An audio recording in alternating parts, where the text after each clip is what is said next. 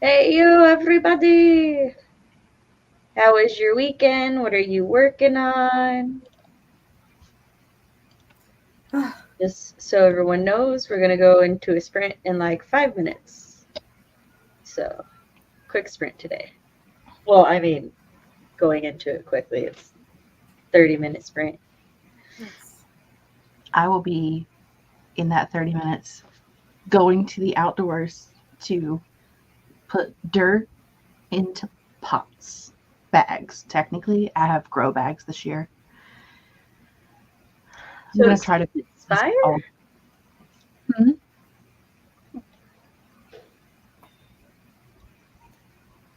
Hey, JC. Hey, Cool Gamer 2? The sequel? Electric Boogaloo. My headbands arrive tomorrow. I do not own any, so in the meantime, I'm making do with my Minnie Mouse ears. Keep my hair out of my face. I just, in my brain processed that the reason this is a problem now is because you had cut your hair short. Yeah. I was like, why did she not have headbands before? And then I'm like, oh. Hair ties. I had a ponytail. Hey, yo, RP. I got back from working a convention in Chicago.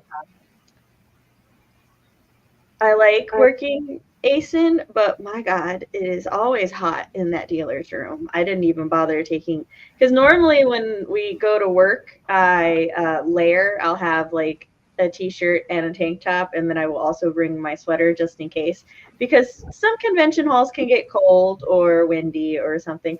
No, this one I was like, fuck it, I ain't taking anything. I just took my tank top. But like all the guys I were working with, they had like sweaters and stuff. I was like, I am normally the person most covered. What is going on here? But it went really well. Had a lot of fun. Got very spoiled with dinners. Hey, yeah, welcome. We sold lots of things. My children are finally into anime and manga. I don't know what has taken so long for these children to be into it, but we. Hey, baby, do you need to talk to me? Okay. You good? Your headphones? I think they're right there.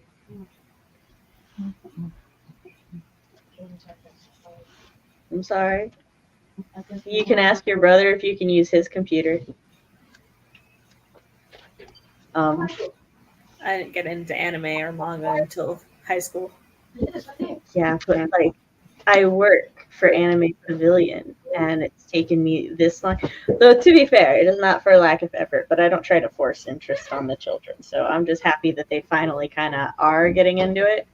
So I got Yu Yu Hakusho Volume 1 for my daughter, and the other two got Spy Family and what are you doing? Demon Slayer. What are you doing? Here, let me hand it to you. This is the busiest my children, or the most my children have ever been in a long time. Oh, yes, I was going to comment that your hair looks really nice, but you started yelling at me about StreamYard. I am blonde. The cups are coming. They did. They had to get there in their own time. It was a little challenging trying to find ones for the kids, though, because I'm like, I needed, of course, Volume 1. And then I was like, I also want ones that, like, Chris and I have seen or read, because you have to know how appropriate it is. Yeah, and, like, manga has no real rating system, or their rating system is kind of like... It's skewed. Yeah. You also have to remember that it's being rated based off of a different culture than ours. So yeah, I know. That's why. That's like why it's weird. Yeah, literally back when, because my mom put me in charge of figuring out which ones were appropriate for my sisters and stuff. And they had this manga that said youth plus, 7+. And in that manga, the main character, like, it was a martial arts manga, and she's like in a hot spring doing something, and she's just completely naked, right? And it's like, that's 7 up. Now, it was fine for my sisters because my family is very similar standards. It was like, it's just naked lady. She's not doing anything. It wasn't even like really sexualized. It was just sort of like silhouetted, right? And steam. So that was fine. Then like, but then you've got like Tokyo Mew Mew, which is adorable in concept and stuff, but they're basically like magic girls running around in lingerie, and most of them are very like underaged.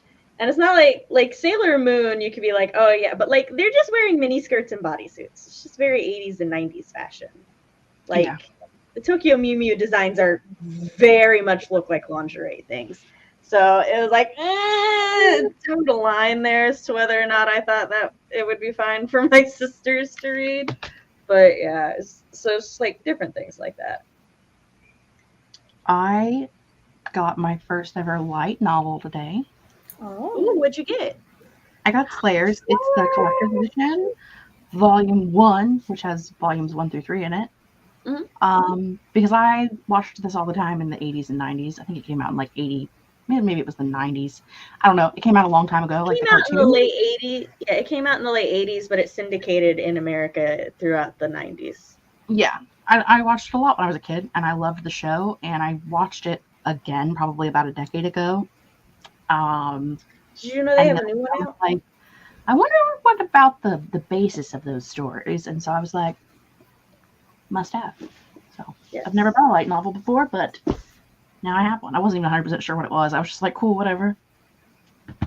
Well, for anybody in chat who's curious, light novel, the term light novel is a bit of a misnomer. They are like the same word length as a standard US paperback.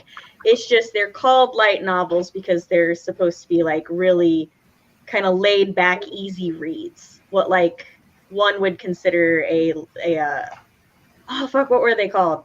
Romance novels used to be called like beach reads or summer paperbacks and stuff because the idea is you take 300, 350 pages, you take it to the beach, you read it, and you know. So that's how light novels are. I would definitely say that these are like novella length. They're like 100 pages. The Slayers ones? Yeah. Because they're like a bind up of I did a lot of research the other day trying to figure out like who still publishes them, and so I did. I have the Chainsaw Man light novel. And I was gonna say the Slayers light novel has to be like pretty, because light novels as a thing, I think only started maybe 10 years ago. Yeah, I'm not sure. It says it's a light novel classic, and it's back in print, so I don't know.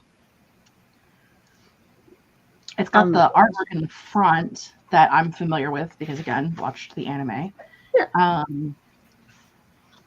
It has like fold out pages and stuff. Yeah. Also, to be fair, I could just be thinking of when they came to the US. Yes. Because there is a big difference between like when something circulates in a country versus when it goes global. Yes. I think these were originally published as short stories in the magazines like they used to do. That's real big. That's a big thing. That's where my boy Inuyasha started, was being published in magazines. Shonen Jump. You. 1970s is when they started publishing light novels. So yeah, they probably. And like this edition specifically was published in 2008. Not this edition, but the light novel bind up of it started published in 2008, and then this is more recent. Because the J Novel Club, which is where I ended up getting this from, bought the rights for them and republished them, starting in like 2019, I think. So crazy. Sorry, I'm really curious. I'm like, when did we start getting light novels over in America? I just read volume 4 of Blood on the Tracks today. So Ooh, I'll how is read it? volumes 5 and 6 tonight. Oh my gosh, it's all psychological thriller, basically.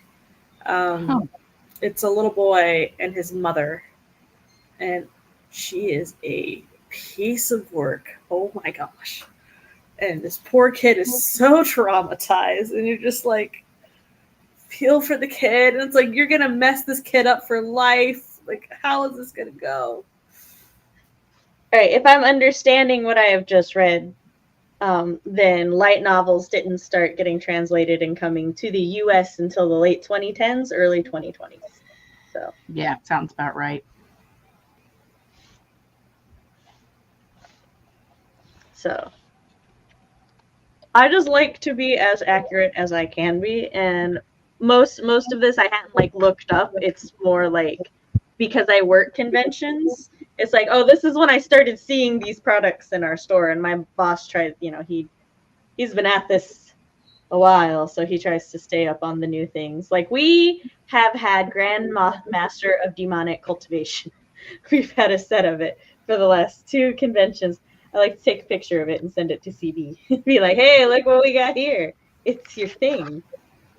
Also, I just found out that Seven Seas Publishing, which is known throughout like anime fans for taking the Chinese light novels and starting to bring them over here, they made Avalon Web of Magic, which is a kid series I read as a kid, and I'm just like, what?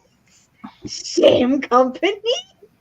So I still haven't really gotten into manga or comics or anime for that matter. If you would like any recommendations, I know many, many different ones.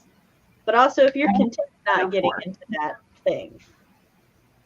What'd you say, Jess? I know 4. You know, Jess does know 4.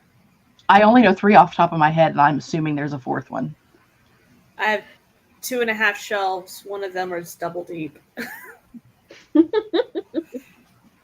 I would like to recommend to all the food lovers in my chat the anime Delicious in Dungeon on Netflix. It is a good time, which is mildly D&D inspired, and like it gets pretty dark and occultish in some places because people die. Like people die in the dungeon and then they can resurrect and stuff, and the main character's sister has died in the dungeon, eaten by a dragon. It's like the first scene that happens. And so they're trying to get back to the bottom of the dungeon to like save her.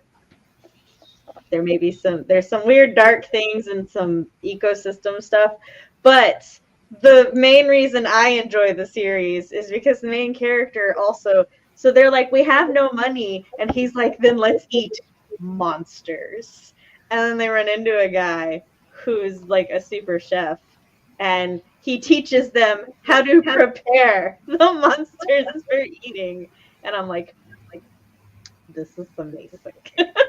So Hi, Eva. hey, Eva. So, yeah. I see/hear about anime a lot, so I know a few that I want to watch. I just don't have the time to sit and watch anime anymore. That is very fair. It is generally a time commitment.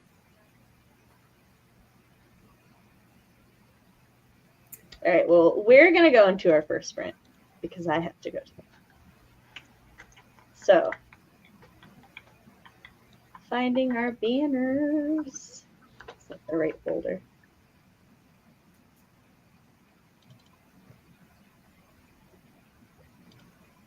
There we go. All right, we will be back after the sprint. 3, 2, 1.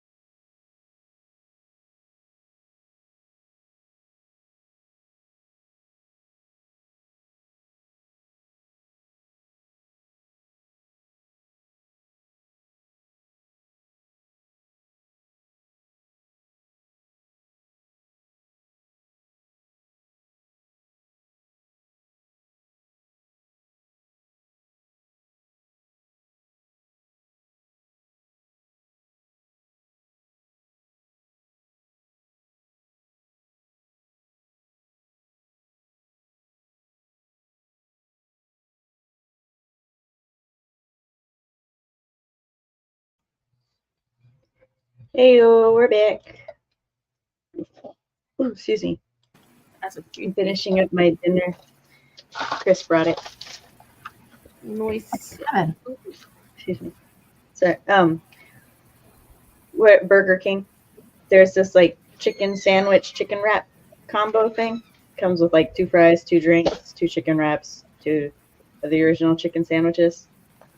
So like on Mondays, since I stream and he goes to the gym, he just he picks something up on the way home. That's cool.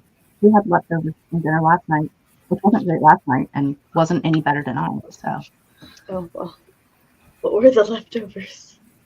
I made homemade enchiladas, like homemade enchilada sauce and everything. Not realizing that I don't actually like enchiladas because of texture purposes. Gotcha. So it was even worse on day 2, but it's fine. Enchiladas are my favorite food. Well, go to Jess's. I would have eaten them for you. You know, I, as a 36-year-old woman, recently learned that I have an aversion to shredded meat. It took me a long time to realize, like, there's a lot of foods I don't like, and I've never been able to figure it out. And then one day I was like, you know what? All of these foods have in common. They have a shredded meat in them. And texturally, I cannot. Yeah. Which sucks because, like, pressure cooking and crock pot is, like, some of the best ways to cook meat, but it basically becomes shredded meat. Yeah. So, it's fine. Listen, Merlin, take a place. Make it yours. Hey, Jessica. I'm glad you popped in to say hi. Oh. Eva said sprint schmint. Look, your girl had to go. A shower, awesome. Enchiladas can vary as far as soggy factors go, too. Don't count them out with just one, in my opinion. I've had them, like, in restaurants. I also don't like them there. But for some reason, I was convinced that I should make homemade enchilada sauce and make enchiladas. Why? You were trying to love the enchilada because you like the taste. It's just the texture. And I made my own, like, cheese sauce out of, which tastes delicious. But it was sour cream and cottage cheese and just a little bit of, like nacho cheese, like the neon orange cheese, and then mixed it with an immersion blender so that the cottage cheese got blended up because it's low calorie but high protein, and it was delicious. I've seen people use it with, like, making, like, a homemade Alfredo sauce that's less calories because, you know, Alfredo sauce is basically just butter and cheese and milk. There. But I've never seen anybody use it in Mexican food before, and I was like, why not? So I read Blood on the Tracks, Volume 5. So the whole volume? It's not very word heavy. Oh, there. Yeah. So stuff is happening. RP got 7 pages edited. Nice. Eva said, I don't love melted cheese. I can eat it on some things. Pizza for one, but in general, no thank you. It is a weird texture. We had Chicago deep dish pizza this weekend for lunch on Sunday. It was so tasty. It's like a pizza pie. I had it for the first time ever last year. I've never had it, but I'm not opposed. It's like, at least the one that we got, it's, you know, it had the pizza and then it had like a layer of pepperoni and a layer of cheese. And then I don't know quite what the top layer is, but like the top layer for me was sauce. Sauce Yeah, on top. The top layer of a Chicago, like, deep dish pizza traditionally is the sauce, which I can get behind. Yeah. So I had to use like the little fork and knife to eat half of it, and then I could pick it up. Chef Boyardee pizza the other night. It was funny because customers would like come up and they'd like walk toward me, and then they'd see me eating and they're like, "Oh no, you're on break." And I'm like, "No, I'm not on break. I'm just eating pizza." I'm not on break. I just like food. Like, I'm not on break. I'm just eating. What's up?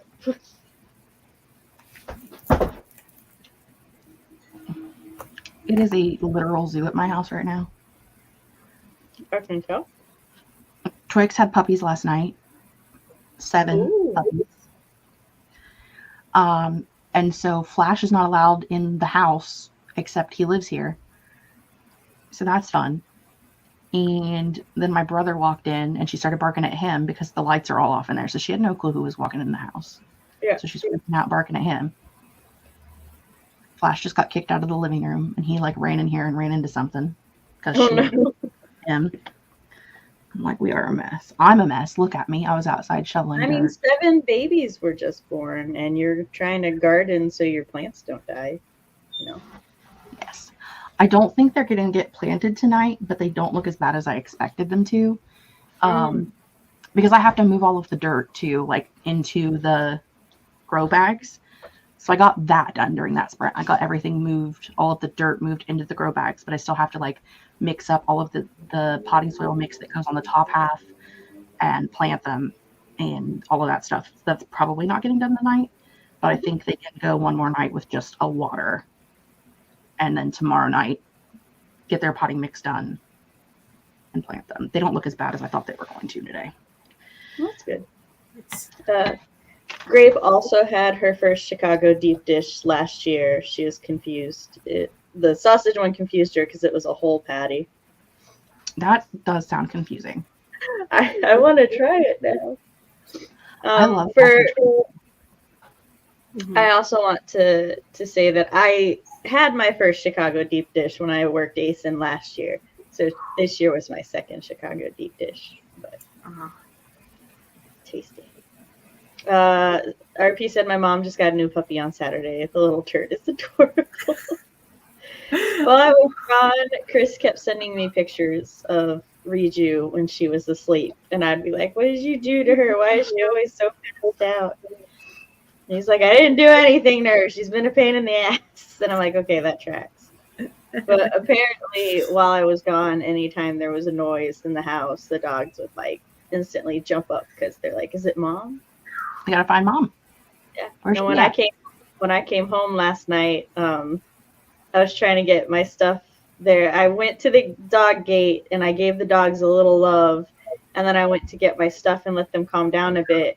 And Riju broke through part of the gate, and I was like, Riju, you weren't supposed to do that. That's not what we were doing. That was not a part of the plan. Nope. Pupper doggos just do what they want, though. Mm-hmm. And we love them. She's still not used to me disappearing for a whole weekend, so this is only the second convention I've worked since she was born. So she was very glued to me. I mean, she's normally glued to me, so it's not like anything unusual, but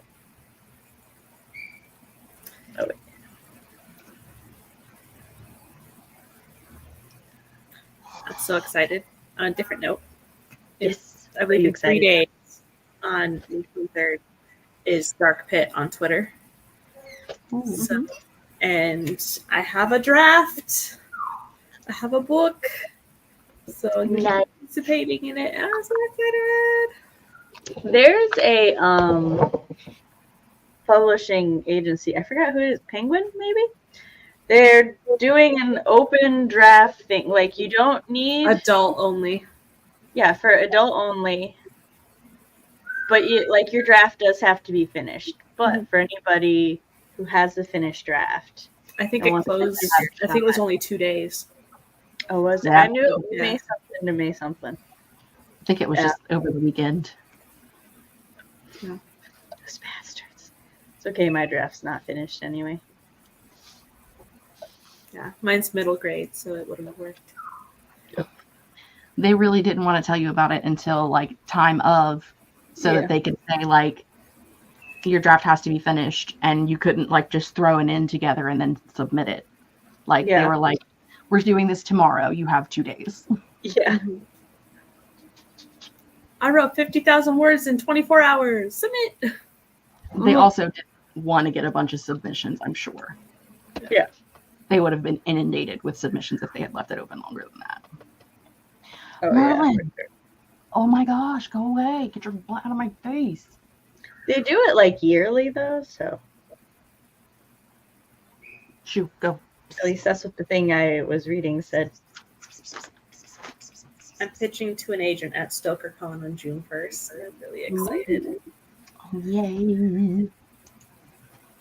It's the only agent doing pitches that does middle grade. And I got a slot with her. It's like, thank you. Yeah, Laura. I love Laura. Growing all up. Eva, no lie, my next manuscript that I'm working on, I'm like, I could pitch this to Penguin. So I might pitch it to Penguin once it's done. My current one, I don't want to go through traditional publishing because one of the MCs is a POC, and I'd rather self-publish that so that I don't get involved or become part of the problem with traditional publishing and white ladies writing POCs. So, but my next one, so white mama, white daddy, white son, so I'm covered.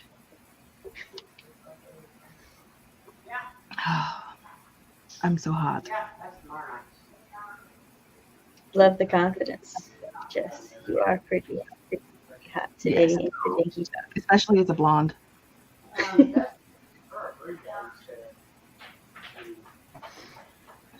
And tired.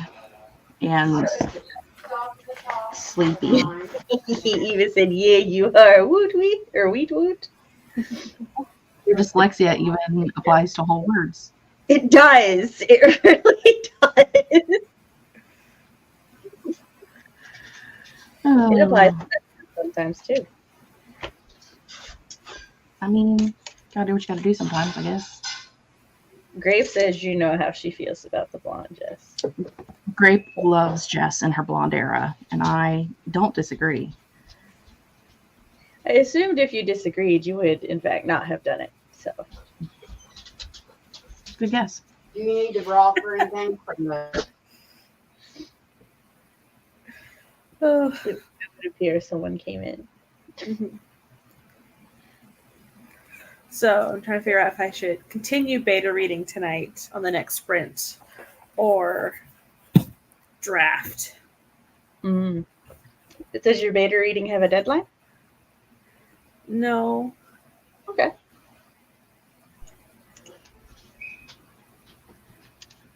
What would you be drafting? I'm drafting a YA sweet romance. Hades and Stephanie. You gotta. Oh, that's right. You were reading all that. Did you give Laura Olympus more of a read? There's a puppy. Sorry, I was distracted. Did you give Laura Olympus? I'm still on chapter 5. But I have been drafting. Nice. I can't read it, but the handwriting looks pretty. Big go. Adorable pupper. That's my Flash Gordon nugget. We were gardening together. He just wants to go play in the dirt more. Mostly he just lays in the dirt while I do all the hard work. He doesn't do the digging for you? No, he does not. Roy likes to dig. Mostly right now it's just they're like my mom and my aunt got a giant truck bed of dirt.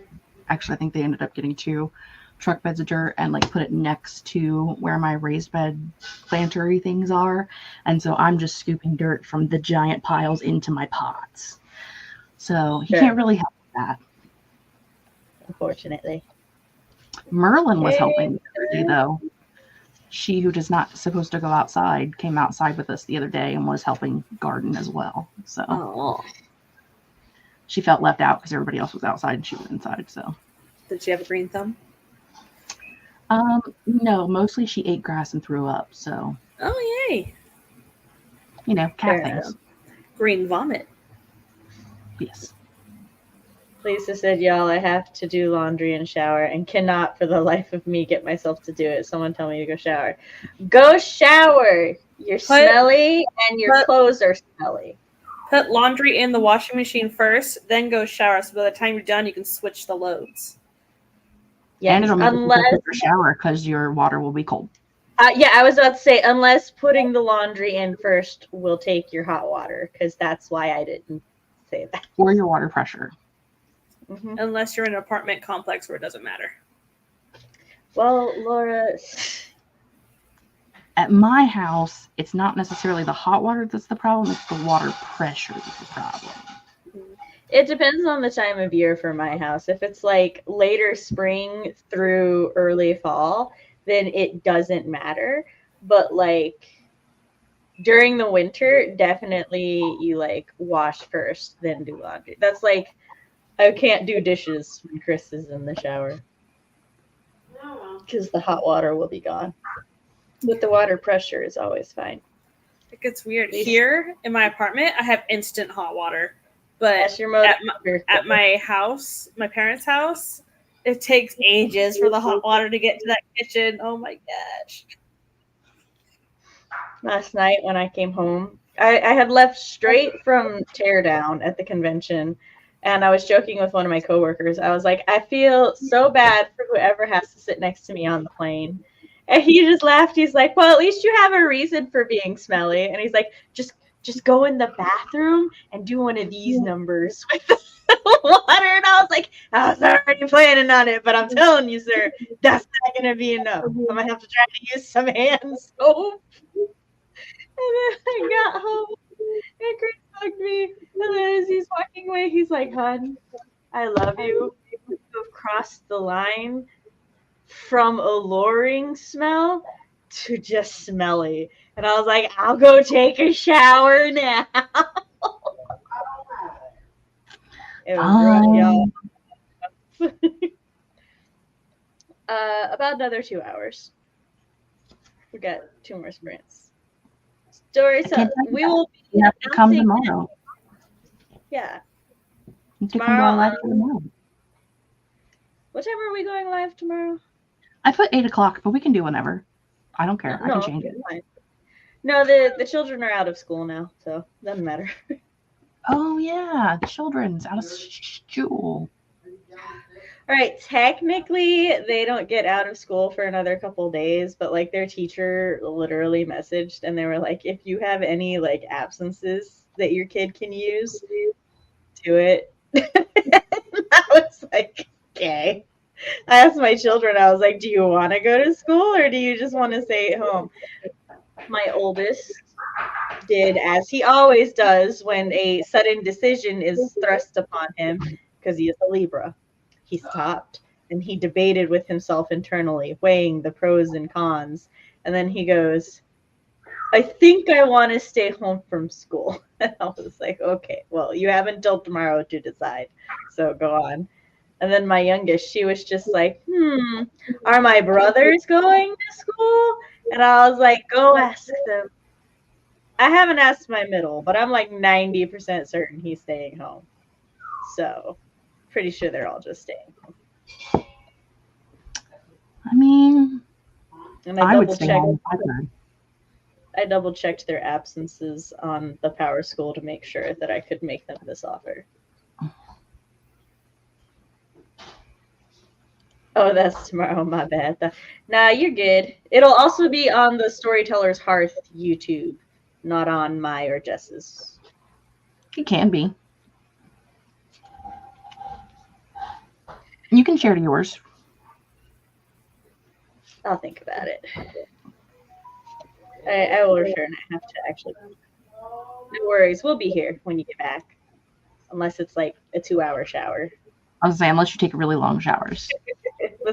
Look, if your hot water lasts that long, power fucking to you. If you have an instantaneous hot water heater or a tankless style, which are two different things, by the way, then you would have enough hot water. If you have a tank style, you're not going to have enough hot I've got a water heater over there. It's got a big old tank. So Yeah, you have a tank style. Me too. I have a busted style. Well, don't you share yours with everybody else? In It your goes building? out for the whole building quite frequently. We'll have no water That for is a few days. unfortunate. Oh my gosh, the hotel that we stayed in. Now the hotel was a nice hotel. Like probably mid-tier hotel. Nicer than, your standard motel, but it wasn't like wasn't a fancy hotel. And I went to use the shower. I don't know if I just couldn't figure out how to use the shower knob. But I'm pretty good at figuring out hotel showers at this point. But that water would not go above lukewarm. And I am a lava shower girl. So I was like, the fuck is wrong with this? Also, the water pressure, was nothing. I was very displeased with the hotel shower, and I did not feel appropriately clean all weekend despite showering. So, and normally hotel showers are nice. Like they have good pressure and they're hot. If you have even just like a mid-tier hotel, like they have good pressure, hot water. I have gone to some hotels where a lot of hotels kind of cap how hot their water can get just as a safety thing, so people don't scald themselves, and that I understand. And then some of them, the water pressure is usually decent. I'm very spoiled by the water pressure in my city, and all the hotels here have even our lower tier have really good water pressure because we have a river and a dam, so our plumbing in general is just spoiled by. But yeah, so I was so upset by the shower at the hotel.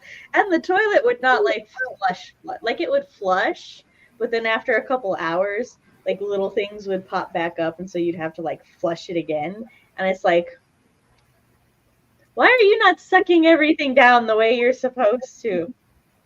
It has acid reflux. it just burps it. It was funny because we get back in we had 2 hotel rooms. I stayed in the one with my boss and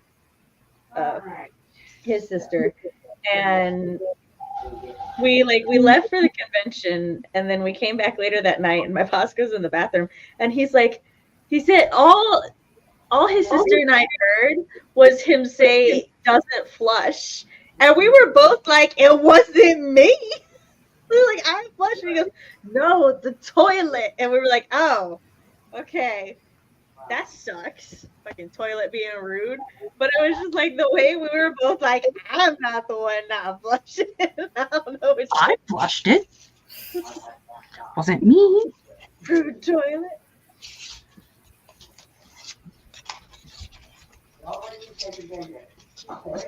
I Nugget. I believe I shall get water on the next sprint. Okay. I will try to hold on. I gotta. You guys can keep talking. I'm doing this thing so that I don't. We don't have talkings. No talkings.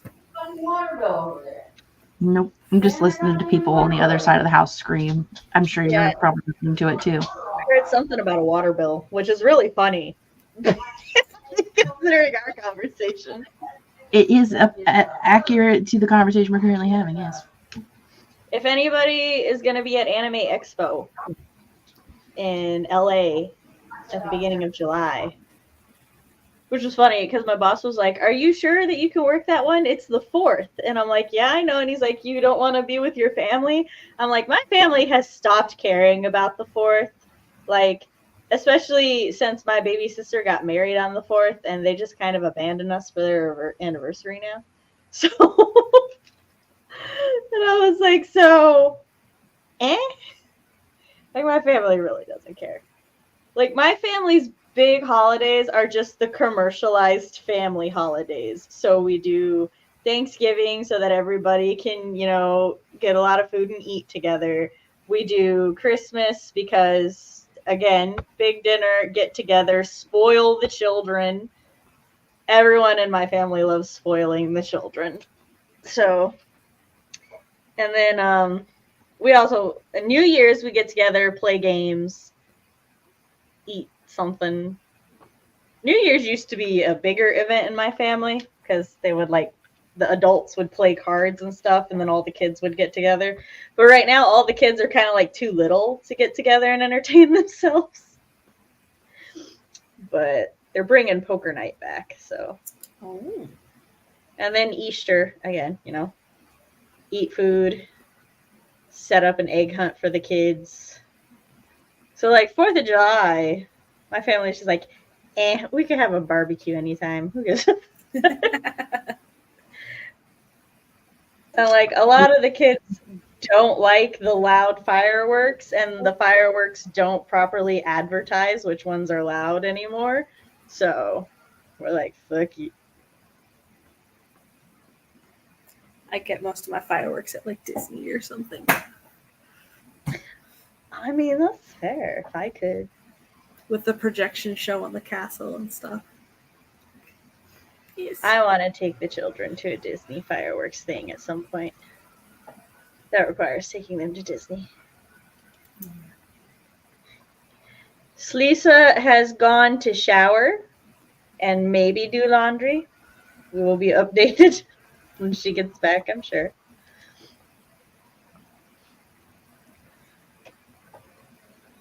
I've actually started journaling again. Nice. Gasp. It's been How's so it going? nice. I have my journal that goes from February 12th to maybe the rest of February, and then March and April and May finally has something going on. So I need to look up some journal, the making of the journal. Oh my God. What are the videos called? Vlogs, lives? Just, when people make, okay, so this is how I'm designing my journal for the month or something. For the children, because they're all getting into journaling now. They had all started expressing various forms of stress and stuff, and it was okay, so why don't we try journaling? Because that's one of the easiest ways to help. Just getting all your. I mean, you journal, but. My point was just for kids, if I can get them to start journaling now and it genuinely helps them, that is a skill that they can carry with them all their lives, right? And then if they start needing to see a therapist or anything later, they'll already have their journals and stuff, so they'd be able to share that. And but I think one of my children, the journal itself is just kind of too boring for them. And so I'm if I show them that they can get really creative with it, then perhaps they will be more excited. Journaling reminded me to start my planner again. Yes, there are also planner ones. Someone that I follow usually does a live stream once a month at the beginning of the month, setting up her planner. And her ability to rip the paper so well just astounds me. I did a reading journal last year, as well as a regular old bullet diary journal combo. That was really fun. My youngest has started keeping a reading log because I showed her that she can do that. Because her brothers are very motivated to do their 20 minutes a day reading, because if they don't do their reading, then they're not allowed their computer time. She, however, doesn't care about computer time. So it's really easy for her to forget to do her reading. And it's not from a lack of love of reading, because last time we went to the library, I was hey, library day is Saturday, so if you have any books you want to finish, you might want to do some extra reading. Homegirl read half a book in a night. because she wanted to finish it before the library. She's like forgets, which I'm like, fair. I too forget to read every day, and I also love reading. But I told her like she can keep track of her reading with a reading log, and she really likes doing things like that. So now she keeps this it's just like one of these. We set it up. It's Valentine's Day themed, and she just like keeps track of what page she started on, how long she read for, like what her goal was, and then all that. I miss the reading challenges from Pizza Hut. You read 5 books, you get a free personal pan pizza. They still do those, but my children are so unmotivated. Okay, but also, they just don't care. What's stopping us from giving them to ourselves? You know what I mean? I think there's an age limit, but no, I mean you. My point, you could do it yourself. Like you read 5 books, you could buy yourself it's $4 for a personal pan pizza, maybe 5. Yeah, I was about to say nothing is stopping from doing it myself. It is slightly different when someone else is paying for it, like because the appeal was a free pizza. But you are right, I could fund it myself.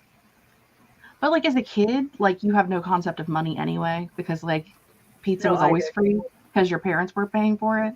It depends on how old you were and like how you grew up, but I mean, it depends on how poor you were.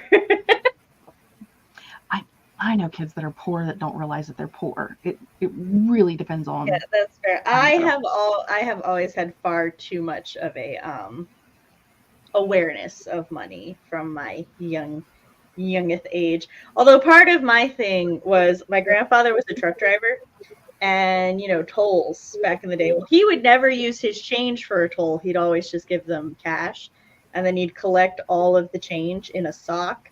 So every time he came home, I got a sock full of quarters, and like this would be between $30 to $50 in that sock full of quarters. So from the time I was like 5 or 6, I learned to budget because my grandfather gave me a sack full of quarters. Hey, buddy. And so I would try. That was the main way I got books. And then I had sisters, and I had to start sharing my quarters. It's the one downside to having siblings at the time. Siblings. Oh, I just bought a new book for the first time in forever. What was the book? I bought 3 books. I bought Tempting Hades for research, and A Deal with the Elf King, which is also Hades and Persephone retelling, for research. And then the prequel to Stolen Tongues called The Church Beneath the Roots by Felix Blackwell. And I am stoked to read that one. That's just a really cool title. I'm already stoked by it. Mm-hmm. When I was working the Junji, is it Junji or Junjo? Junji. Thank you. My dyslexia. The Junji Ito corner. I will also say absolutely not a single person corrects me when I accidentally say Junjo Ito. They're just like, yeah, I know him. So I had one coworker like last year at some point. She just goes, "Will you stop calling him Junjo Ito? He's Junji Ito." And I was like, "Is it?" And she's like, "Oh." She's like, "You're not doing it on purpose?" And I'm like, "Ma'am, I am dyslexic. I am just probably repeating the last vowel. Junjo Ito." But yeah, Junji Ito. Either way, we're like, they're trying to figure it out because they're all 20% off, right? And so she's sitting there trying to figure out which one she wants because she wants to get into Junji Ito, but she doesn't know a whole lot about the things. And then she like has these two and she's comparing them, and she decides to get Tombs, and she's like, "This one's the prettiest cover." And then she looks at me and she like mildly embarrassed, and she's like, "I know, not me picking a book based on its cover." And I'm like, literally, that's what they're there for. Don't you worry. And I'm like, they're literally there to draw your interest. Mm-hmm. Also, these parents came up with their son, and the dad's like talking to him about the things, and he's like, "Oh, hey, look, it's Spiral." And the son goes, "Oh, I've read this." And the dad looks over and he's like, yeah, he reads horror. And I'm like, I too have a child who reads horror. And he's like, he doesn't get nightmares or anything. And I'm like, well, then I don't see a problem with it. But then, like, the kid looks at a different book and he's like, what about this one? And his mom goes, that one's too scary. And I'm like, I don't know if she was just teasing him or I was like, how is that one scarier? I don't even remember which one she looked at, but it's nonfiction, so it isn't a fun book, but it's about sustainable small-scale farming. I mean, look, that could still be a fun book. So sounds like something you could actually apply to what you do. Yeah. I read, there are some nonfiction books that I read, and I enjoy them. Or I should say have read and enjoy them, because I haven't read one. What was the last one? The last nonfiction I read is I'm Glad My Mother Died, I think. Or I'm happy my mother died. Either way. I'm glad my mother's dead. Perhaps that's it. It's the memoir. Yeah. I can't remember. Jeanette McCurdy. That's her name. What is the last nonfiction I read? I started listening to Save the Cat Writes a YA novel. They have one for YA now? Mm-hmm. Save the Cat's just going everywhere. Yeah. I listened to Magic Bites on the way to the convention. And now that I'm home, I'm going to start reading this again. Halfway through. Well, I'm almost halfway through. So. Are you reading it? Or did you read it? I haven't read it. I got it and Moon Called from the library, and I'm also reading something from J.R. Ward. I don't know, for a vlog. Oh. I read Magic Bites for the Year Favorites Readathon. I'm going to continue the series because I really enjoyed it. Which, I forgot her name, but Book Goblin. That's why the name Ilana Andrews had sounded so familiar to me, is because I had Magic Bites by Ilana Andrews on my list of to be read. I was like, I've heard of this author, but I have read none of their books. Why do I know them? Also, our friend Lynn with an E, Lyne, recommended this to me for 12 books by 12 friends for the year. So she's also the reason I read it. Just because it's her favorite shifter related book, and this month is shifter books. Well, there we go. Lynn's making us both read it. I have no regrets, so I hope you enjoy it. My brain automatically corrected you to no regrets. I'm like, wait, no. I have no regrets about this. Something's wrong with my brain. RP went to a presentation. The author gave at a conference last year, and it was pretty decent presentation, so I have hope for the book. Oh, awesome. Patricia Biggs is great. I love the Mercy Thomas series. Starting that one too. So, I mean, why not? What's up, my love? Chicken's butt when it's eaten. You said that so quickly, my brain had to slow you down and put the words apart. Also, apparently I have conditioned myself to sleep on airplanes because I was like wide awake, sat on the airplane, in the most uncomfortable, just this is how you have to sit on the airplane. Mm-hmm. And I put on the audiobook and I was just like this. And then the next thing I know, my arm is numb and I no longer know what's going on in my audiobook. And I'm like, I seem to have fallen asleep. And this happened on the way to the convention and on the way home from the convention. So I'm like, well, I feel bad for CV because we're supposed to, she's going to fly down here so that we can fly to Anime Expo together. And she hates flying on planes. So, part of the reason we're flying together is so that I can help her endure the 4-hour flight. And I'm like, I really hope I don't fall asleep on her. leave her abandoned in her And time of. Oh gosh. On the flight back up here, it was me and two older gentlemen in my row. And they were both heads down asleep. I was like, I gotta go to the bathroom, dang it. It's like, I'll wake up the whole row of sleeping guys. Like, let me through, please. Yeah, on the way to the convention, I sat in between two people. But on the plane back from the convention, it was only had two people per row. So I just had the window. But still, like, also it was like we have free Wi-Fi, and I like tried to connect to the Wi-Fi, and it was just like, and I'm like, free, not good. Hey, yo, Dark Engine, welcome. We're gonna go into a sprint in a moment,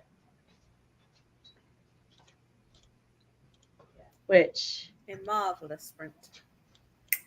I will. I have a sign for Laura, so she doesn't forget. I'm not forgetting this one. Would you like to count us down? Sure. 3, 2, 1, go.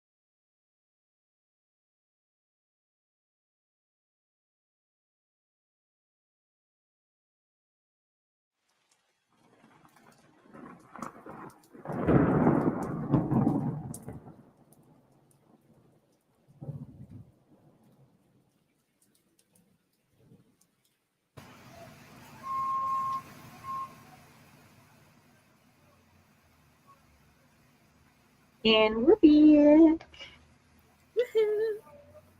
I got to a part in the book where two of the characters are watching a movie on Netflix, but like one of them's in Paris and the other one's at Oxford. So they're just like sitting there watching the movie on their separate laptops. They, did the 3, 2, 1 countdown, and they're messaging, and I'm like, oh man, so relatable. Yeah. Do that with my sister, but we're on the phone the whole time.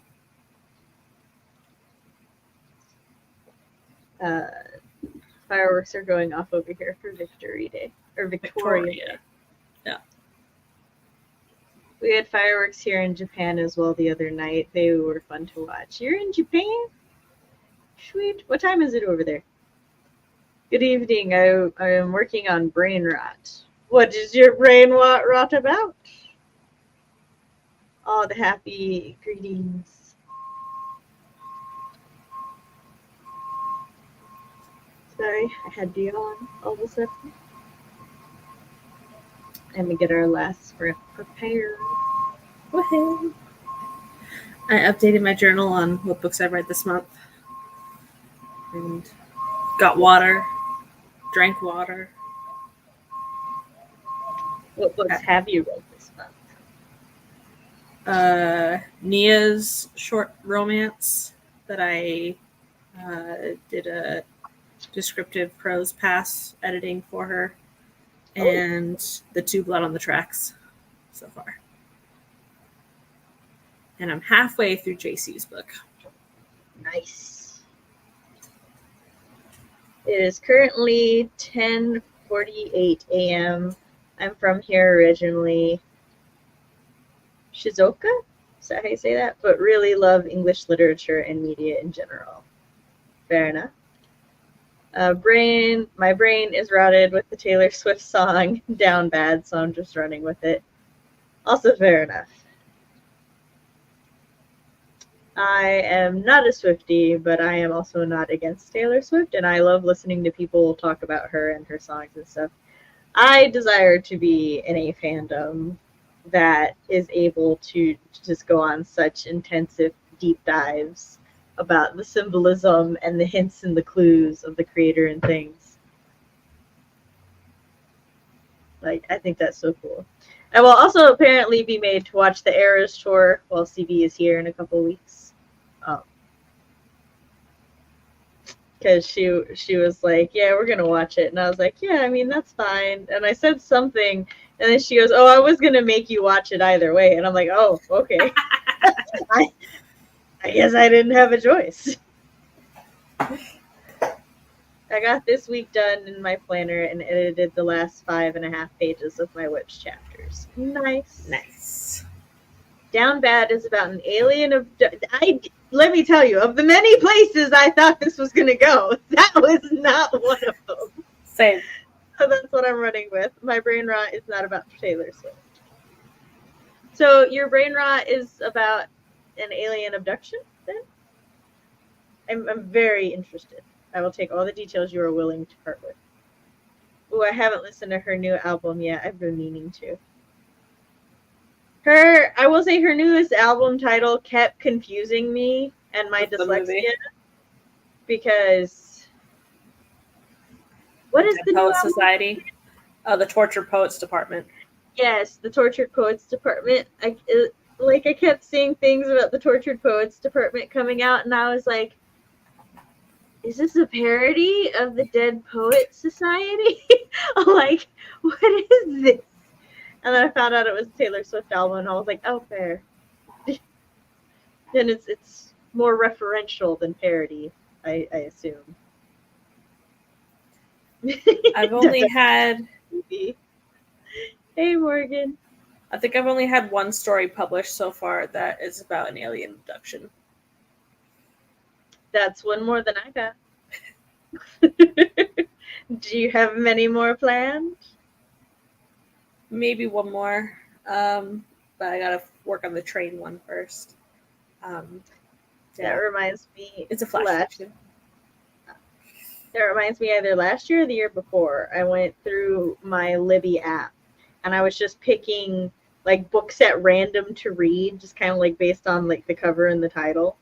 As long as they were in the romance section, I didn't care what else their subgenres were. And I started reading this one, and as I'm reading it, I'm like, I feel like her neighbor is an alien.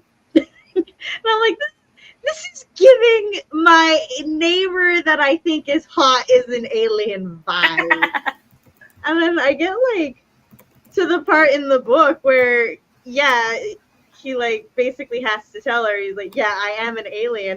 And then I kind of stop the book and I read the synopsis. And like in the first paragraph of the synopsis, it's all like her new neighbor, like, but you know, there's something about him. He and his siblings are aliens from outer space. And I was like, I would have told me right there.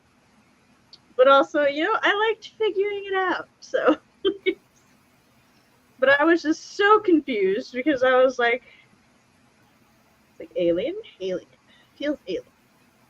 Shower complete, ice cream secured. I was about to ask about the laundry, but you got ahead of me. So awesome. Laundry is washed.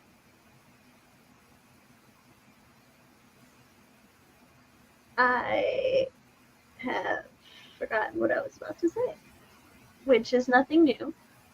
It's fine. Oh, I will at least be working on my newsletter. That's what I should do next sprint instead of reading, because I will be working on my newsletter, and it will go out tomorrow morning, afternoon at the latest. I did not expect to deal with migraine on top of anime convention recovery today. Which also, so my children get themselves up in the morning and on the bus. Like, I have not needed to do it for months now. Nice. But I, like, woke up at 11 or 12, and I heard somebody walking upstairs. So I pulled up my phone. Because it was 12, I knew I would have a message from the school informing me one of my children had stayed home. I saw which one it was, and then I texted them, come here. And they were like, okay. And they came downstairs. And I was like, why are you not at school? And so we talked a little bit. They weren't feeling good this morning. And I was like, okay, that's fair. And then they're like, how did you know it was me? And I showed them the message from the school. And I'm like, they told on you. And he was just like, it's like I see. You know, like, yeah, I will always know. So I found my alien abduction story. Anytime, Lisa. I am real good at telling people what to do, whether they like it or not. Yes, Laura? You found your alien abduction story? I did. It's on Black Petals magazine from a couple years back. You should link it if it's linkable. Is it linkable? Yeah. Am I wrenched? I'm assuming I'm wrenched and just pasted. Wrenched. I got yelled at last week for not having you wrenched. Not by you, though. By someone else.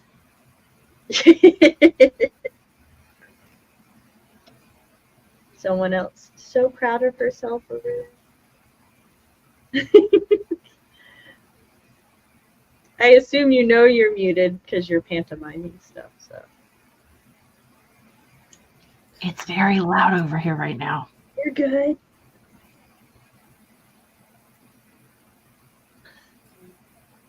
Mailer Light, I don't want to make a new password.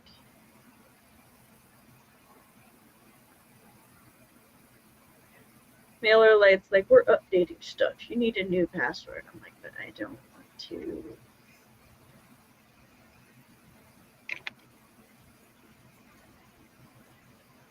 We're going to copy the old password and add number. More exclamation points. It's like I hear fireworks, but I'm surrounded by high rises. I can't see them. That is the worst. it's still a cool view. I like all the windows with the lights in them, but I'm just preparing my newsletter tab. Excuse me. I have a little bit of the hiccups. So, Laura, do you have a favorite Junji Ito story? I have a couple favorites.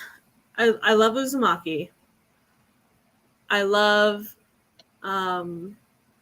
Soichi and Love Sickness. Suichi or Soichi? Soichi. Soichi.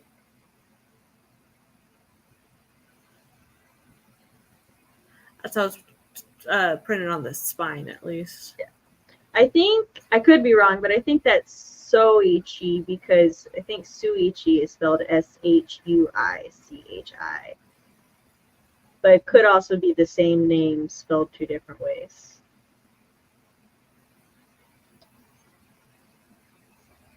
Or my Yu Yu Hakusho could have also lied to me.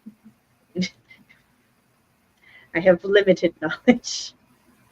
But yeah, I've seen. Is that one a fairly new one? Because I've only seen it. Yeah. Soichi. Okay. We were both wrong. Thank you for correcting us. Yeah, but is that one a newer one? Because I've only seen it at a couple functions recently. Okay, cool. It is. Then I'm not losing my mind. When me and a coworker were talking about it, and we refer to them by cover or by color a lot of the times because of where we're standing. Yeah, it's the purple one.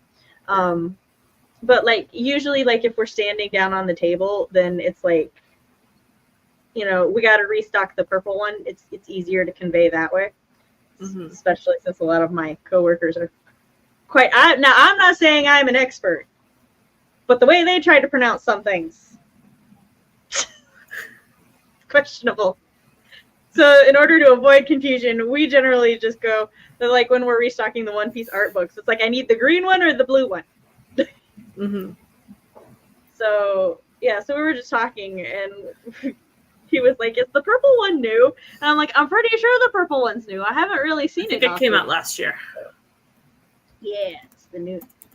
But yeah, I was thinking, like, I already got Chris Frankenstein, and so I was thinking of picking him up another one. I'm trying to avoid the one with the slug, though. I like that one though. Yeah, he has a phobia of slugs, though. Yeah, this one, Soichi, came out July 25th. Cool. So I knew that you've read like all of them, so I was gonna see. I'll probably go with Uzumaki.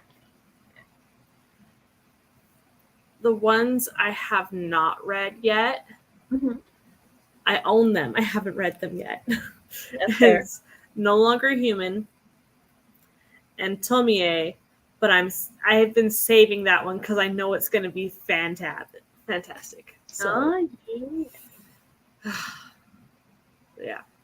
I have those two. I have Uzumaki, Gyo, Suichi, Shiver, Tomb, Smash, Frankenstein, Love Sickness, Deserter, Ramina, The Liminal Zone, Censor, Fragments of Horror, Venus the Blind Spot, Black Paradox, Mimi's Tales of Terror, Dissolving Classroom. And for the artwork, I also have Betwixt. No, but I read it on Libby. Okay. And also, I haven't read any of them yet, but like Chris is a big fan, so I'm thinking of slowly getting them for him, and then I will read them, and then I will be able to answer customer questions better. I fake it fairly well at the moment. See, like forever ago, whenever they ask me where to start, I always recommend Uzumaki, Gyo, or Tomie because I'm like, these are his earlier works, so I always recommend starting with the earlier ones. So, Deserter, the red one, is his first ever works that they went back and published. But his art style isn't as developed as it is now back then. So it's cool to see the progression. So it's not a good one to start with, but it's nice to have. I will take all of the info.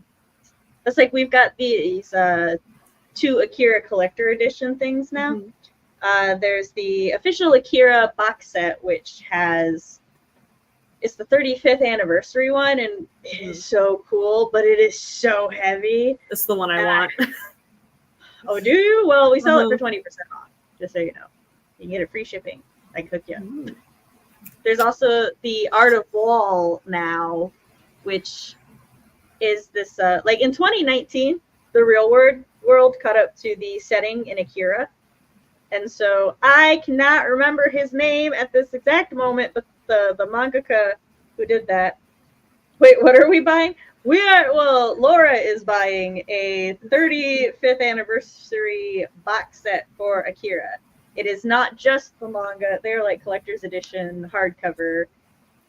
It was the first time they were printed in their original left to right format, as they should be. Mm-hmm. And they have his sound effects he hand drew in them, and they printed that in there. You also get an art book that's like special behind the scenes of the creating of the anime and the manga, and you get the pin with the pill. I forgot what that's called. So it's an iron-on patch, I believe, if I remember correctly.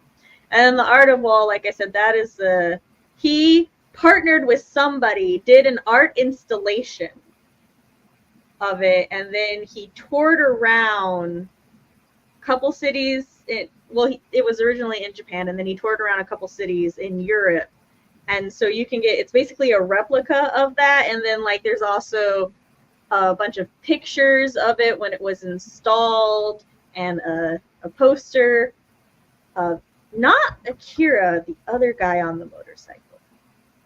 Kanade. Can't remember their name. I'm pretty sure it's Kanade on the motorcycle. Probably. Yeah, poster. Sounds right. I haven't watched the movie too many times yet. I have it, and I've seen it, but I haven't committed it to my brain yet. I had to memorize what was in these boxes because people would come up and they'd be like, what are these? What are the differences? And at first I was like, I don't know. But now I'm all like, I have read the boxes. I have done the Google.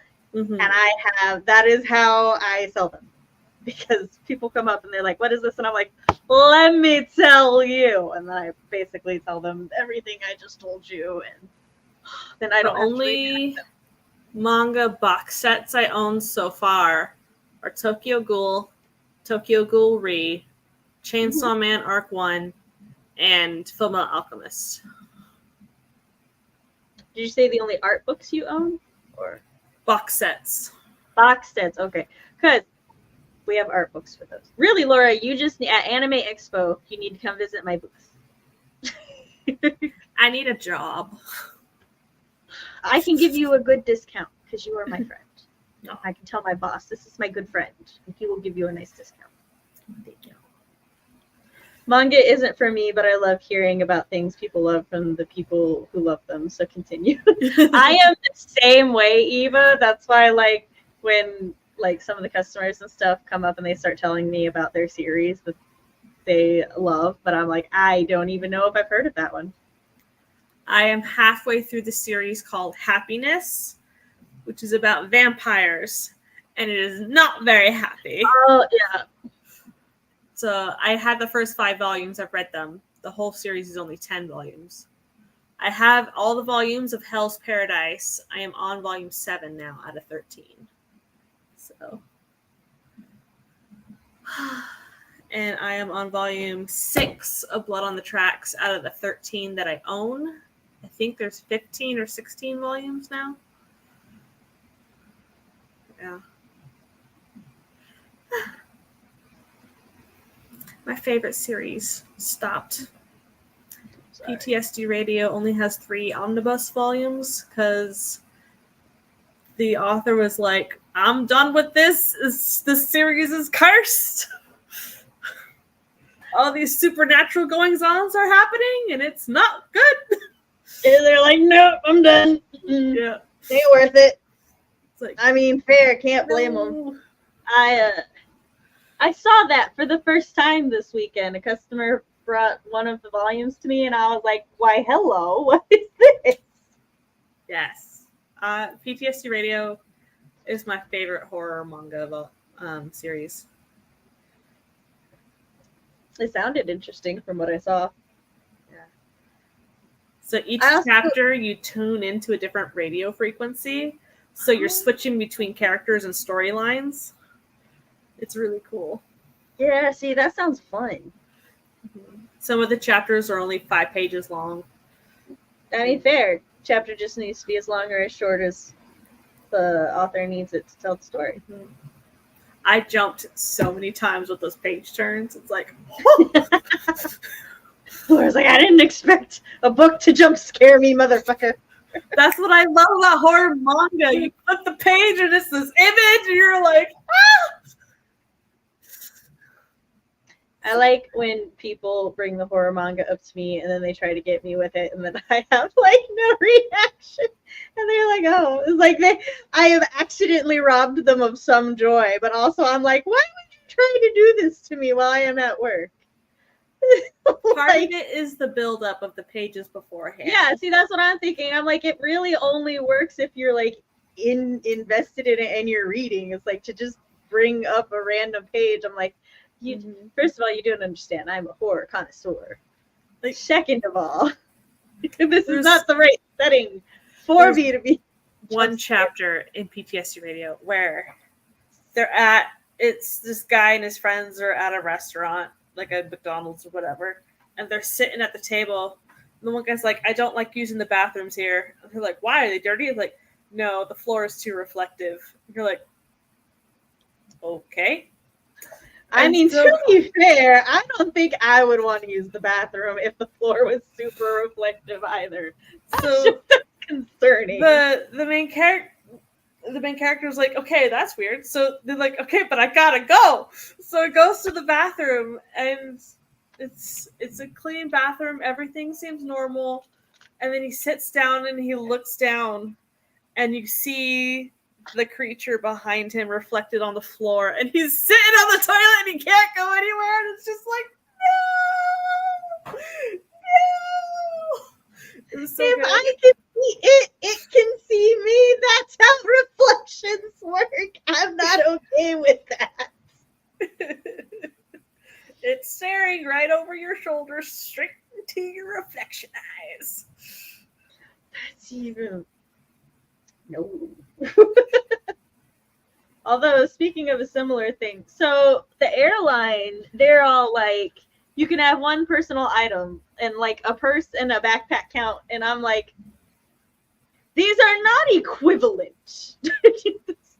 So I was like, okay, so I have to take my smallest purse to the convention then, right? So I packed it up on top, and then last night in the dark of my bedroom, I opened my backpack up to see this staring out at me. And I was like, well then. I should have packed you face down.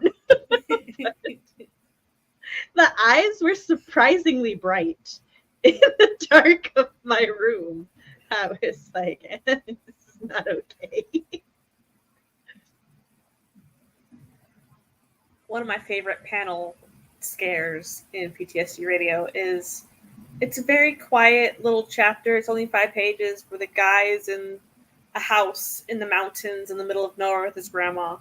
He's like, okay, I'm going to go outside and smoke. Bye, Grandma. So he goes outside, and it's just all darkness. And he does the flicker of the lighter.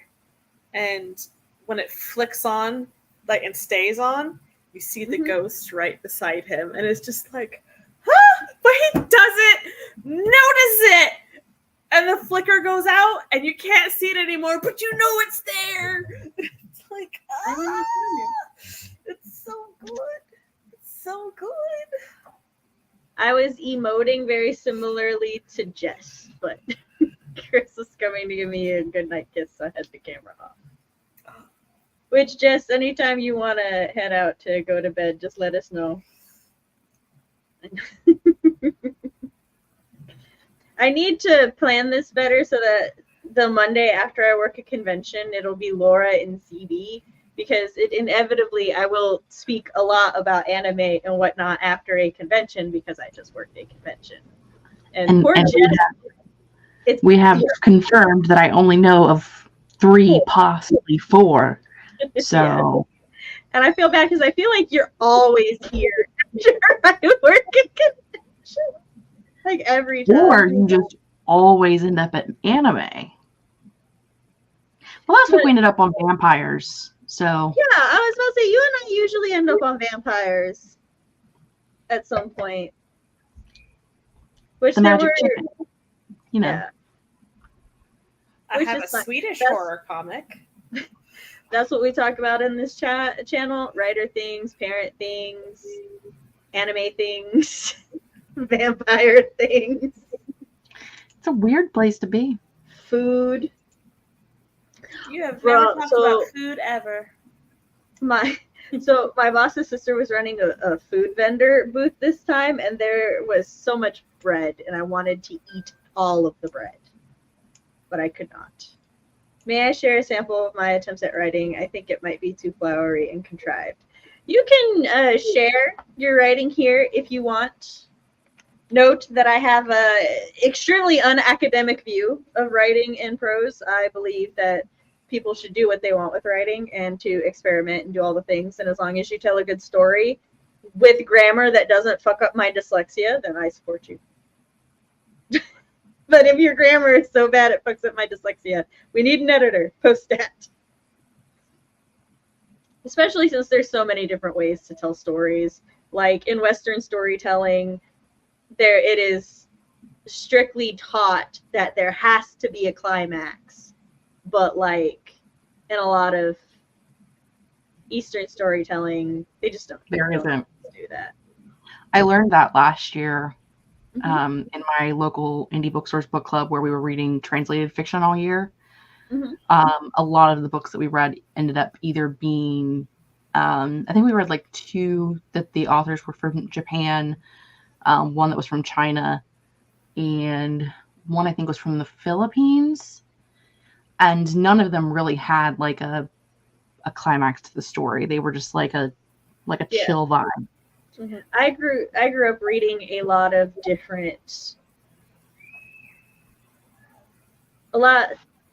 trying to figure out how to phrase it. I read from a lot of different cultures, right? And so my view of storytelling and stuff was that. And so some of my short stories and stuff, they very much don't have what we are taught is a climax, because it kind of just mixed the different storytelling elements and vibes into it. And then a couple years ago, you know, I had just gotten into the writing community and stuff on YouTube, and I had kind of, because I had stepped away from writing for so long and from my own research of writing, I had forgotten that there are a vast number of ways to tell stories. And so I had started stressing about, oh, well, what if my climax isn't strong enough, or what if this or that? And then I took a step back, started basically at my step 1, rereading the interviews and the stuff that got me into storytelling in the first place. And I was all like, wait, no, I know what the fuck I'm doing. Basically, I was like, hold up. And so now I fight for the creative understanding. All right, but let us see. Well, Shimmering Specks, first of all, I like Shimmering Specks, the alliteration. While Shimmering Specks hinted at the spoon's shiny past. Oh, there's alliteration everywhere. While Shimmering Specks hinted at the spoon's shiny past, it now lay tarnished and bare and long forgotten. Its owners had long vacated the dusty premises, and, like the autumn leaves of the cold, outside in the fleeting nature of my father's silver hair, it rested on the floor, caked in umber rust and the gray dust as a reminder of the weathering passage of time. Laura, you're our description guru. What are your thoughts? Like I said, I love all the alliteration. I'm alliteration girly.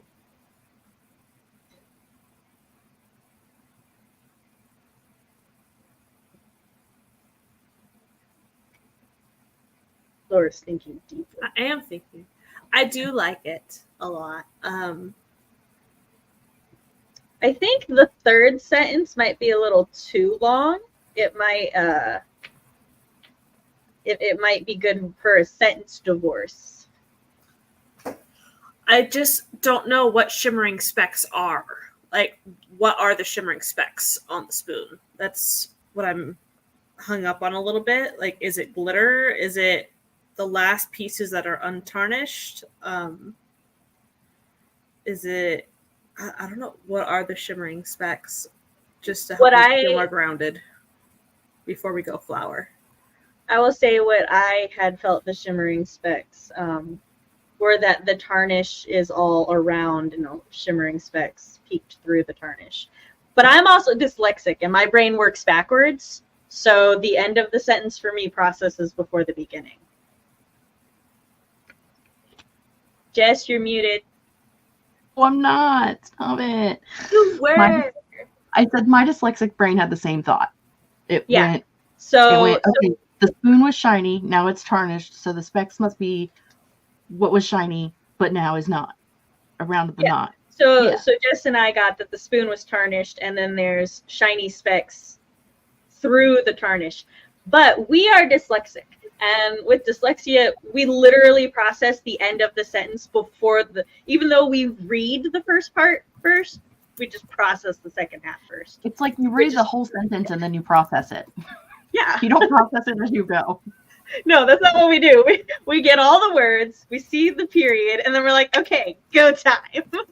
But so we would have to go with Laura, though, that just because Jess and I understand it, Laura is our representative of the non-dyslexia general public. Non-dyslexia, but yes, ADHD.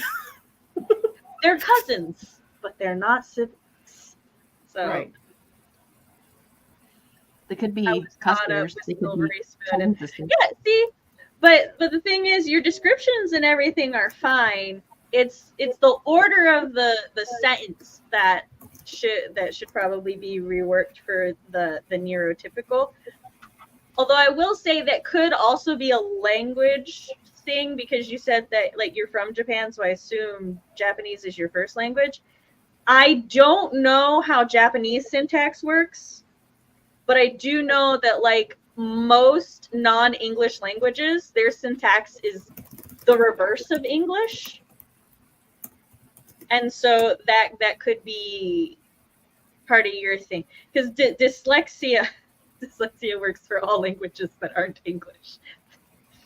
We weren't meant for our own language, Jess. So let me know if I am making sense to you, Dark Engine. I see. I was thinking of the shiny parts of the spoon not covered in yeah, see, so. Oh, you're good. Would specks of luster be clearer? And then Laura said, I'll figure it out. While shimmering specks peeking through the tarnish hinted of the spoon's shiny past.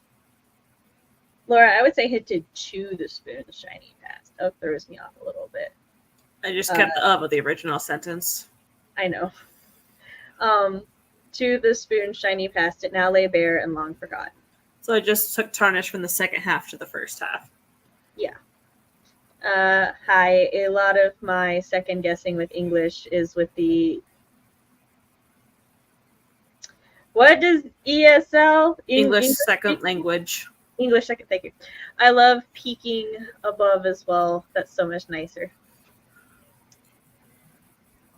Well, Dark Engine, if it makes you feel better, Jess and I, born and raised speaking English, and because of our dyslexia, we too struggle with English syntax. So, it's fine. Yeah, you're fine. That's what critique partners and editors are there to help with. I am going to run away now, for it is past my bedtime. Sleepa. And I must do the sleepy sleeps. So we can come back tomorrow and do this again. Woohoo! Hold on, I gotta find her card. Don't leave yet. This is Jess, the Hexed Library. She is a reader, writer, planner, and community leader. Also, the Storytellers Hearth announcement live stream tomorrow on the Story Hearth channel, linked in the description. All the links takes you to all the places. Jess and I will be there.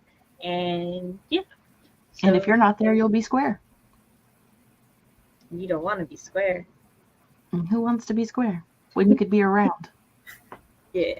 Around when we need you.